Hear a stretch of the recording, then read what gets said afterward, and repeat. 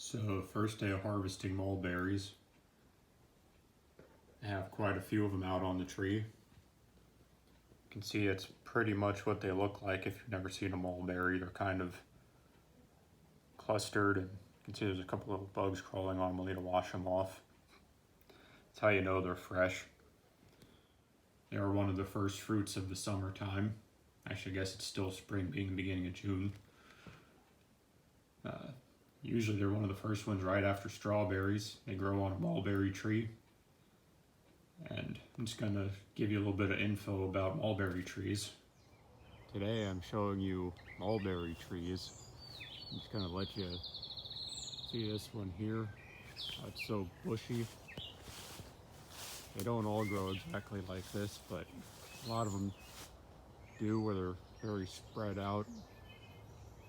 Have a really wild branch structure. There's no real pattern to it. Here you can see we have some actual mulberries. They look very similar to blackberries. Of course, blackberries grow on a thorny bush later in the summer. Mulberries usually grow in late spring into the early summer on a tree. You can see they have a very clustery kind of look to them, similar to that of a blackberry. There's a bug crawling on that one. And you can also see the way that the leaves look. And there's actually a lot of different variations of leaf that the tree can get all on one tree. I'll show you that. Mulberry trees do have a pretty wide distribution in North America. They go from the New England states clear out to at least the Midwest and pretty far south, and I think they even go into part of Canada. So there's a pretty large area you can find these just growing wild. So I just have two of the mulberries I picked on my arm here. You can see they range in size, but they generally are fairly large berries if you get them off a tree that's in a well-watered area. They'd usually keep the stem on the fruit like that.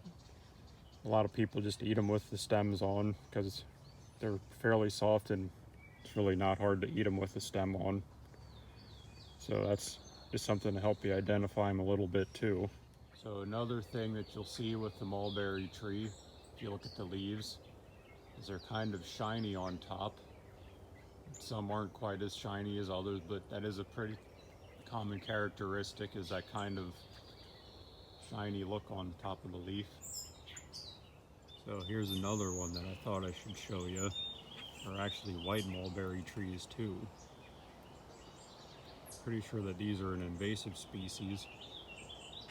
You find them every here and there. They don't seem to be as prevalent in my area as the traditional mulberries. You get the black mulberries on them. This is a good example of the leaves, because the leaves are very similar. One of their most notable attributes is you see they have leaves that are just one solid kind of oval shape. But then they can also have multiple lobes. You can have multiple lobes on one side.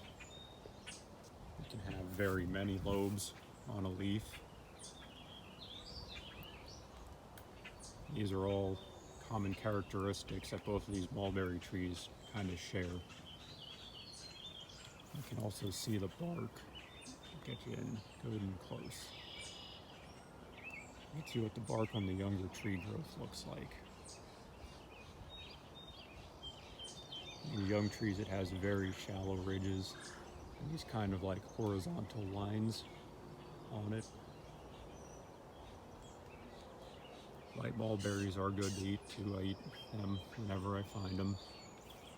Another thing you gotta watch with mulberries is they can draw birds and skunks and possums and all kinds of other little animals to your property, coming to eat the berries in the springtime. Usually you find them along roads or the edge of a field. This one you can actually see is right on the edge of a lake.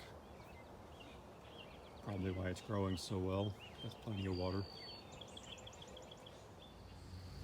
You can see the mulberries hanging up there. This is what the bark looks like on a more mature mulberry tree. See, it has these deeper ridges on it. You can also see that they make a mess. It's from all the mulberries falling all over the road. The fruit does fall off very easily. You hardly need to touch it and it just comes right off. There's just some mulberry trees growing in this unmowed area of land. Just thought it was a good representation of how they generally grow. See the overall shape of them. I do like these kind of unmowed field areas. See, that one has a lot of the dead sticks from last year still in it, sticking out from the new growth from this year. Alright, so the last characteristic that I could think of is if you look at the sap of the tree, here's just a small branch that I cut off. You can see there's kind of a milky white sap that comes out of the branch. You won't really notice this if you just break off a leaf. It'll probably look fairly clear, but if you actually cut like a small branch off like I have here, you'll notice this sap coming out. One of the good things about mulberry trees also is that the wood from the mulberry trees burns very well. Usually it's pretty hard to split. It has kind of a strange texture to it. But you know, I've burned mulberry wood before for campfires and everything. So this isn't a full foraging guide or anything. You shouldn't eat berries if you can't properly identify them.